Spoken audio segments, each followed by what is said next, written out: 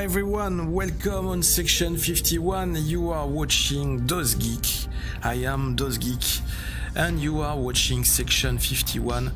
Thank you for coming. Thank you for being here for this new video. That's now we can say that's a constant rendezvous, a constant meeting that we set up all together on section 51 every week for all these videos talking about mysteries, unsolved mysteries, unexplained mysteries, ufology, and all that kind of strange stories in the universe we are living in. So and I wanted to say also a big thank you to the first subscribers, the paying subscribers to the private space of section 51 that we just opened, where all the new subscribers, explorers, commanders, and explorers, navigators, and commanders have access to private stuff and like wallpapers, like pictures, original pictures, emoticons, emojis, as you can say in English. They have wallpapers, they have private videos extracted from the regular videos, the public videos of section 51, but in these new videos they can see a lot of things that we can't show on the public channel, on the public space. So you can see, if we want to resume, you can see in the private space a lot of things that you cannot see in the public space. And in this way, by this way, subscribing to the private space allows us to develop more easily the channel, that helps us to finance our way of producing new videos, because you must understand that this is not a way of working by always constantly producing videos in a totally free way. We have to find some stable economy in this work, in this way of producing videos, and the system, the YouTube system, is not very stable or not very constant. You have to know that the advertising, the commercial incomes are not very stable. They are constantly moving, so that's very difficult to anticipate all these changes.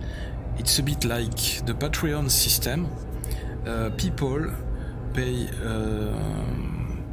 every month. They pay to have access to another stuff, and I think that's a good way to help the channel to grow up in the future. So thank you, the first guys who subscribed to the channel, who subscribed to the private space of the channel. Thank you, big thanks to you, that's very helpful. And now let's go to the subject of today. And what is this subject? What is this case, this new case? We could resume it by this question: did the Philadelphia experiment really happen? Did you ever hear about the Philadelphia experiment? That's very powerful. That's a big subject. I ever heard about this subject, about this strange experiment. I even saw or watched a movie in the past when I was very young. It was on the TV. I watched the old movie that was shot in the 1980s about the Philadelphia experiment. That was a science fiction movie with the visual effects of that time, of the 1980s, and I was already impressed by this movie at that time. So I guess that we are going to discover a lot of hot stuff in this new video. So guys, if you are ready, let's go right now on the web to talk about the Philadelphia experiment. Right now. Okay, so we are on the website Gaia.com. Did the Philadelphia experiment really happen? It was published on November 2019. So let's start. The World War II era is notorious for mysterious Nazi experiments involving weapons and strange esoteric technology.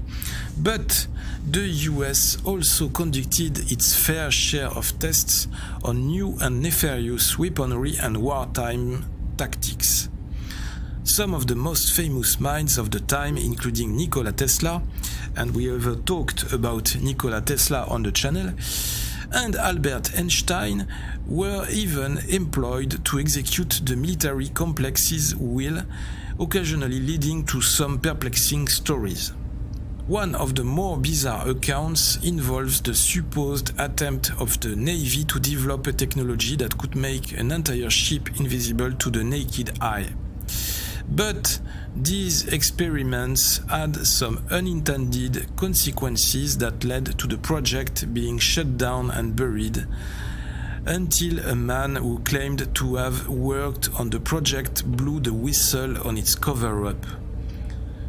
The stories that ensued became the inspiration for a 1980s sci-fi movie and the Netflix series Stranger Things, but could these stories actually have some validity to them? The Philadelphia teleportation experiment. A man named Al Bielek is a central figure in these stories, and his account has been ridiculed as simply being contrived nonsense. But the historical context and his detailed narrative are intriguing and possibly part of a true story, shedding light on clandestine government operations. So what was the Philadelphia experiment? According to Bielek, in the late 1930s, the Navy was working on a project using electromagnetism to essentially develop an invisibility cloak for its warships. Around that time, Bielek said that Einstein was directing a program of degaussing ships by wrapping them in electromagnetic coils to protect against magnetic mines planted by the Nazis. Tesla purportedly took this technology and parlayed it into the cloaking experiment, having some initial success with a small boat. After failed attempts with larger ships, Tesla gave up and the project was handed over to a Dr. John von Neumann, who also worked on the Manhattan Project. Von Neumann eventually succeeded in making the USS Eldridge, a Cannon-class destroyer escort, invisible for a short period of time on the first occasion. According to Bielek, one of Tesla's inventions, a zero-time reference generator lent itself to this success. This device supposedly locks to the Earth's magnetic fields and acts as cosmological reference with the electromagnetic fields at the center of the galaxy. So we have a picture of the USS Eldridge involved in the Philadelphia experiment. Bielek said that Tesla gave von Neumann a cryptic warning about a personal problem that might occur in their experiment. But he continued anyway, and the Navy trained a crew specifically for the operation. Then, on August the 12th of 1943, they ran a second test. After being shrouded in a green ozone-laden haze, the ship purportedly disappeared for several hours, during which it traveled through time and then rematerialized. Upon its return, sailors were reported to be violently ill, some engulfed in flames and others molecularly bonded with the ship. Bielek, however, said he and his brother, who were aboard the ship at the time, jumped off during the time warp and remained in 1983 on Montauk, Long Island, at another secretive government facility also experimenting with time travel, known as the Montauk Project. Bielek gives an intriguing explanation for how his time travel was possible, relating to Tesla's zero-time generator. He said that Tesla's device was the key for the ship to return back to its original location. According to Bielek, we live in a five-dimensional reality, with time being the fourth and fifth dimension. He said that every human is given a set of locks that lock them in a point of time from which they came, but that the experiment ruptured those time references upon returning to Philadelphia. So that leads us to the Montauk Project conspiracy. Stemming from the Philadelphia experiment, the military supposedly conducted a program at the Camp Hero Air Force Base on Long Island known as the Phoenix Project. The name Phoenix comes back in a lot of stories. The Phoenix Lights, for example. The program funded studies ranging from psychotronics to black hole simulations and weather control. Some point to a company in the area called the Brookhaven Institute as being a shadow agency in collusion with the government for these experiments. The company's website says it researches an array of studies including nuclear and high-energy physics, superconducting magnets and condensed matter physics. They also have a particle accelerator like the one at CERN, in Switzerland. In conjunction with the Department of Energy, the company has been credited for many successful discoveries and inventions, but has also been the subject of class action lawsuits over radiation contamination of its employees and surrounding neighborhoods. A man named Preston Nichols claims to have worked for the Brookhaven Institute when these experiments took place. Nichols has said that during his time at Brookhaven, a plethora of psychic research was carried out, with some of the best psychic minds as well as with children. Some of the experiments achieved materialization of objects, teleportation, and black hole creation. These tests were supposedly being used for reality engineering and other insidious means. Duncan Cameron was one of the subjects whose testimony as a psychic was meant to expose the iniquitous nature of the experiments that were carried out.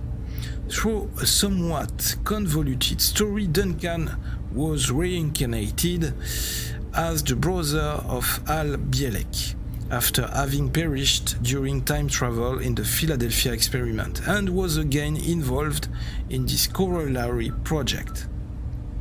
During his time with the Montauk project, Cameron was put through tests in the Montauk chair, a consciousness amplification device where he could access a fixed time loop between the Montauk project and the Philadelphia experiment.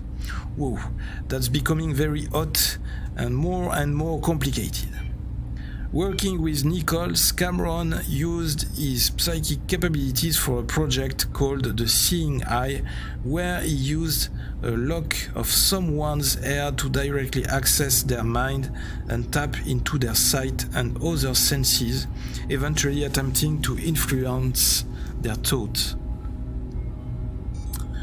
The project ended on August 12th of 1983. Exactly 40 years after the Philadelphia experiment. I was going to say the exact same thing, because that's the same date, but 40 years later. At this point, Cameron's psychic powers unleashed a monster which destroyed much of the base, and the military subsequently shut the project down. There is even a picture that purports to show the beast, or Demogorgon, as it was referred to in Stranger Things. Wow, that's very intriguing. The monster Cameron psychically created. The members of this project were brainwashed and wiped off their memories, although they claim that they have gained remembrance over time with this story. While it has made for the premise of a very entertaining movie and television show, could there be a modicum of validity to their claims? Could they have been part of mind control or psychic programs like MK Ultra that have distorted reality, or did they actually travel through time? The mystery remains and continues to be debated, but those involved swear by their accounts. Very strange. So that makes me think about Stranger Things. And we have another website talking about the experiment. That's on the website Thrillist.com with a picture. Welcome to Montauk, with a picture of the monster, I guess, on the right. Inside the real-life time travel experiment that inspired Stranger Things. The hype surrounding Netflix's Stranger Things is proving harder to kill than that creepy Demogorgon monster, and it's only going to grow now that Season 2 is out in the world, with Season 3 inevitably coming in 2018. The article was written in 2016. While we have gone deep on many aspects of our favorite show from this summer, one element of the series' backstory bears closer examination: a real-life government experiment that inspired Stranger Things, known among paranormal buffs as the Montauk Project. The cultural phenomenon that we now know as Stranger Things was sold under the working title Montauk. And before producers switched the setting to a small town in Indiana, the eerie action of Season 1 was going to take place way out at the eastern end of Long Island. But the thread looped through the 8 Stranger Things episodes, the idea that contact between Eleven and the Demogorgon may have opened the portal to the Upside Down, has roots in an incident that conspiracy theorists believe occurred in Montauk in 1983 and ended secret experiments that the US military had been conducting on children for 4 decades. That far-fetched scenario that corresponds to Stranger Things is only part of the Long Island legend. So hold on to your egos. The story of the so-called Montauk Project gets even weirder than what we have seen on the Netflix gem so far. So we have the map of the Camp Hero State Park, the military area site map. Rumors that the US government had been conducting experiments in psychological warfare in Montauk at either Camp Hero or the Montauk Air Force Station began to bubble up in the middle 1980s. Preston B. Nichols legitimized the terrorizing when he detailed the supposed events in a series of books. In the Montauk Project, Experiments in Time, 1982, Nichols recovered repressed memories about his stint as a subject in a mysterious experiment. Soon, others involved with the Montauk Project came forward to corroborate some of Nichols' seemingly outlandish claims. As these and other subjects recovered more of their memories, they gave numerous interviews about their involvement in experiments involving space, time, and other dimensions. Depending on the interview and when it was documented, the scope of what was happening in Montauk is expansive enough to include many other conspiracies. As of now, the going narrative leading up to the 1983 incident begins during World War II with a much more famous covert military operation, and that's when we get back to the Philadelphia experiment. In October 1943, the US military supposedly conducted secret experiments in the naval shipyard in Philadelphia, Pennsylvania, on a quest to discover a way to foil Nazi radar so that they could safely transport supplies to the Allies in Europe.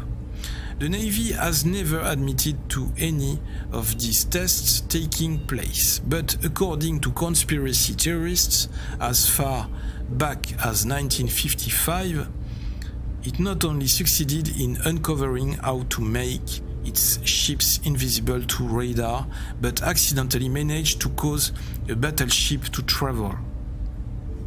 And that makes me think now of another adaptation of this subject, of this concept in the cinema, and of course in the horror cinema, the science fiction cinema. That's a movie called Event Horizon, and that's the same story. I would say, a spaceship, an experimental spaceship made by the US government or the US military forces, and developed by scientists to work on the time travel and space travel in the space.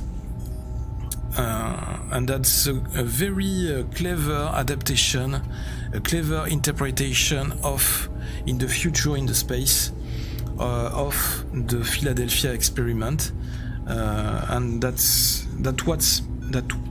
what makes me the connection now when I'm reading the article, because in Event Horizon, in the movie, that's exactly the same thing.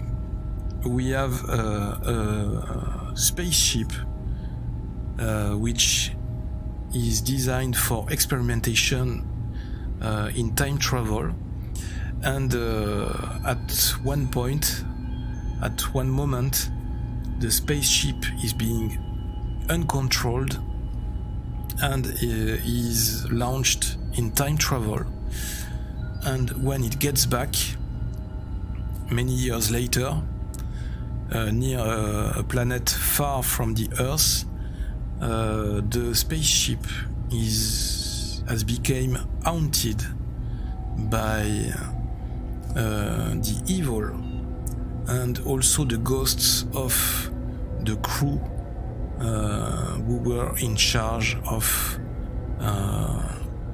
controlling the spaceship. So I invite you to watch this movie, Event Horizon, if you never watched it. And also the movie Philadelphia Experiment. Maybe we are going to see the informations of the movie, because I need to go back to this old movie. I need to refresh my memories. So, a battleship to travel. Well, no one's quite sure. To another time, into a different dimension.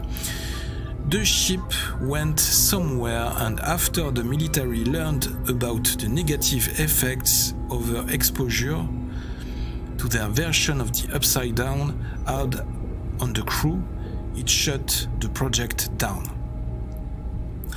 Hollywood got its hands on the story before Stranger Things, the 1984 movie The Philadelphia Experiment, adapted from a book about this conspiracy, follows two sailors serving on the USS Eldridge during World War II. Just like in history, the experiment crew finds itself and the ship blinked 40 years forward in time.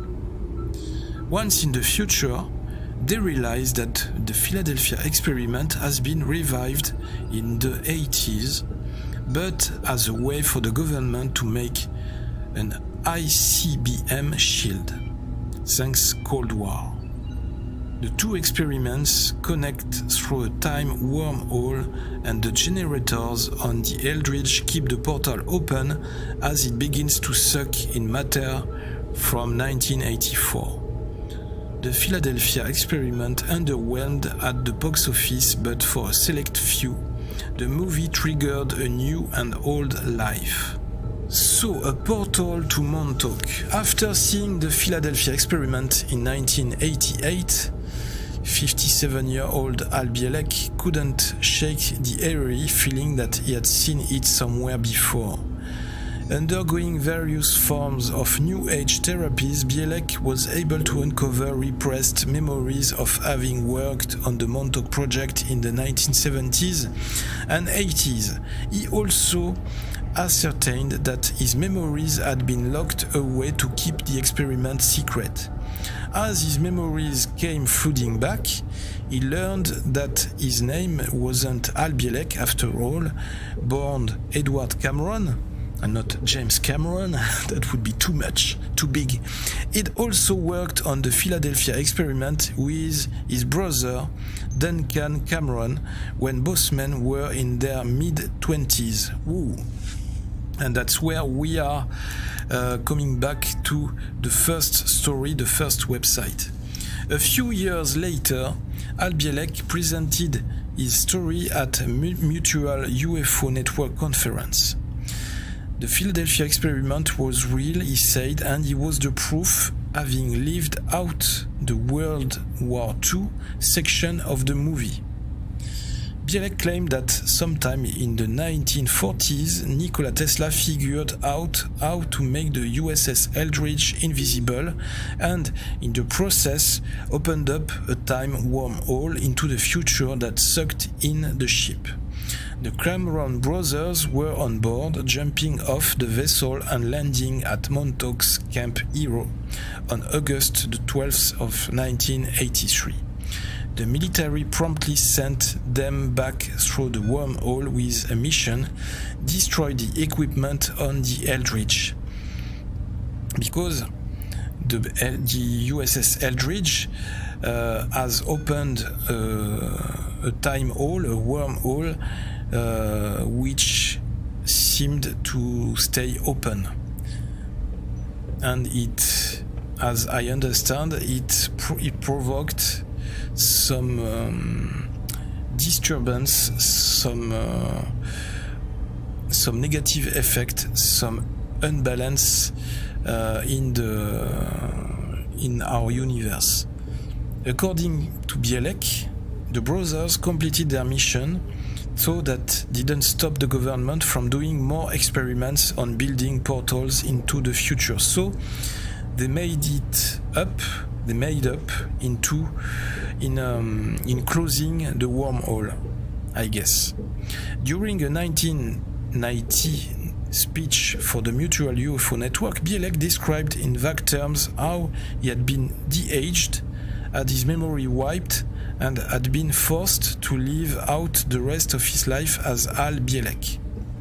He explained how in the early 1960s he, as Edward, had convinced his father to have another child so they could port Duncan's consciousness from 1983 into the sibling born in 1963. Bielek referred to this version of Duncan as a walk-in soul. He also suggested that's a part that I'm not sure to really understand.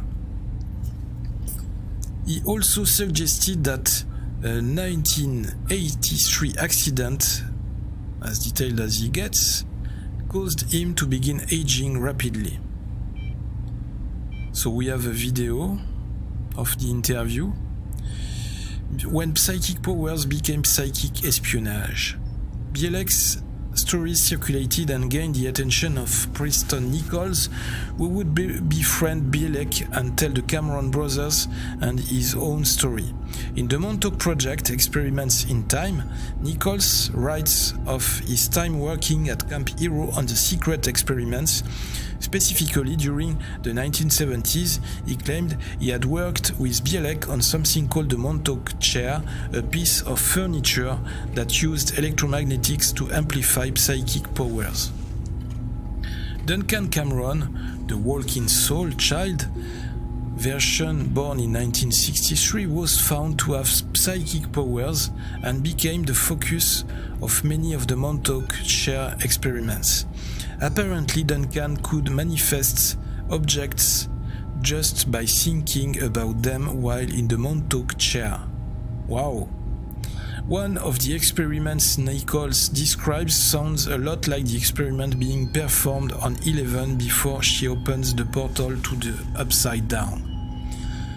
The first experiment was called the Seeing Eye.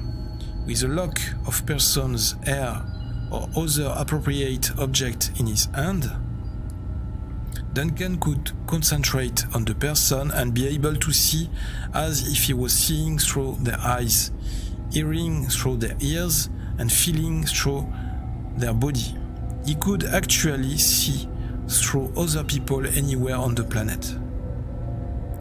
The abducted kids. Nichols continued to experiment with Duncan, who was such a powerful psychic that no one suspected that he was a man from the distant past inserted into a new body. He tried to harness his adept subject's powers in the Montauk Chair to conduct mind control experiments using special radio dishes at Camp Hero. This is where the other children come in. In his book, Nichols writes of other boys being brought in and experimented on. Some were sent through a portal into the unknown of space-time. Stranger Things lifts this theory. The name 11 suggests there are or were likely 10 other subjects. In Nichols' book, these abductees are known as the Montauk Boys, and since Nichols and Bielek started speaking about their regained memories, other Long Island men have rediscovered that they were frequently abducted from their homes by Camp Hero scientists who wanted to break them psychologically and so that they could implant subconscious commands.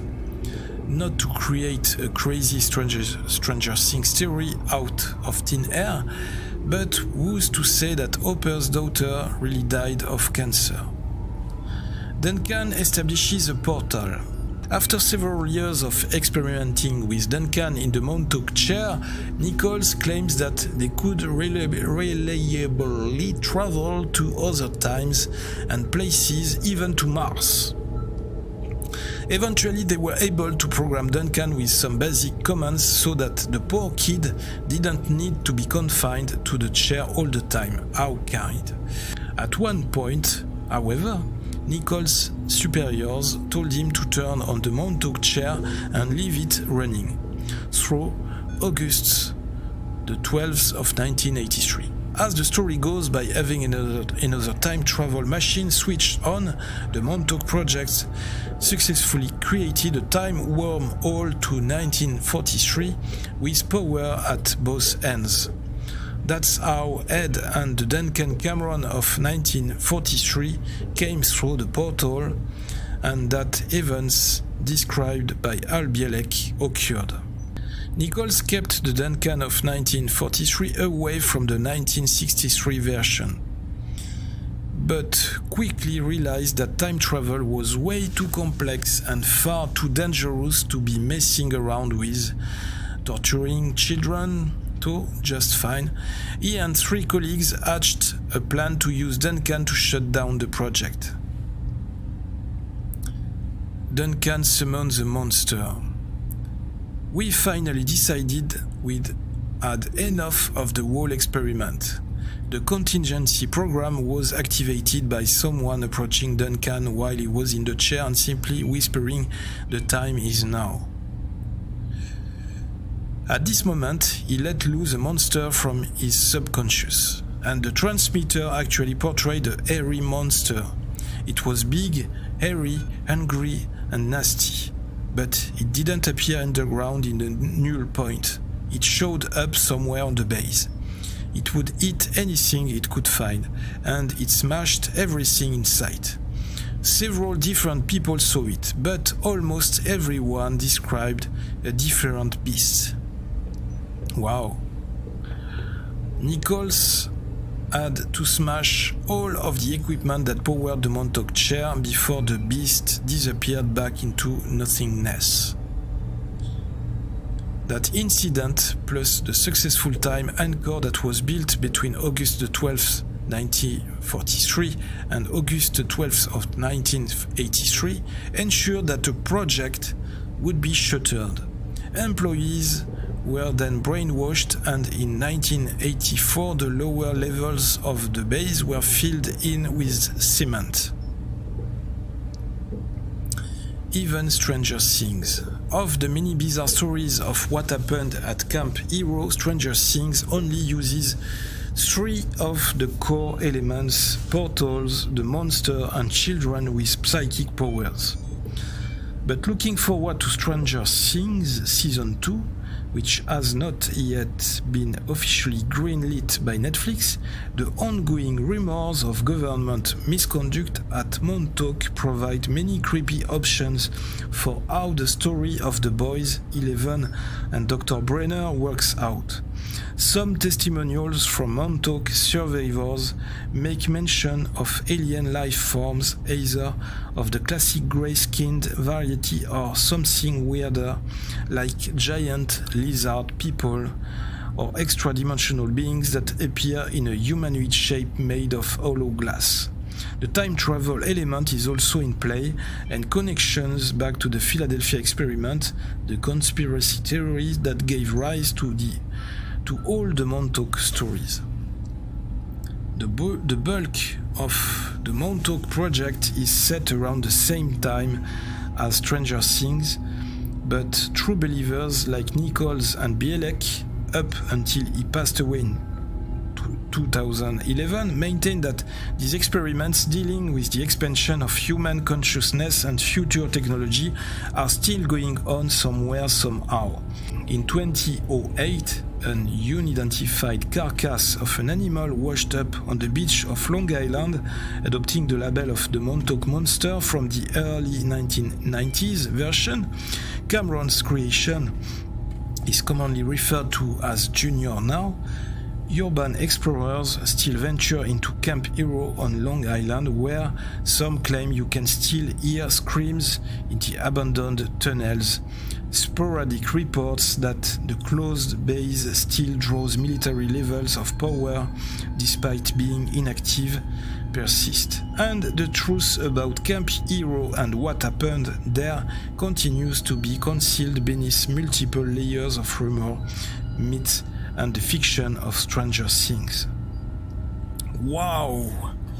That's very powerful, and I didn't know about the story of the Montauk Project. So I guess we have finished with the whole story. It was very long but very interesting. So guys, what is your opinion? What is your point of view on that subject, on the Philadelphia experiment, and on how all this is linked to the Montauk Project? This is huge, this is very big. Is that story, all that story, is that real? Or do you think that's pure fiction? Did it really happen? Or is it just a very well written story in a book? I invite you to watch the full video in the private space if you want to discover with me the trailer of the movie The Philadelphia Experiment. A very nice movie, and I think that I'm going to watch again this movie in order to refresh my memory. Very interesting, very nice to read all this with you. So thank you guys. I'm very curious. I can't wait to read your comments on this story, on all these events. Please tell me if you know more information, more stories about the Philadelphia experiments, the Montauk Project, because I'm just a Frenchie. I'm in France, and all these stories are localized in the United States. So maybe some of you in this country know more about all that stuff. So please share with us if you have more information about all this. We are very curious. I want to learn more about all this. Thank you for watching. Thank you for watching this new video on Section 51. I will say, as usual, live long and prosper. This was DozGeek on Section 51. Thank you for watching, thank you for your support. See you in the next video on Section 51 on YouTube. Bye!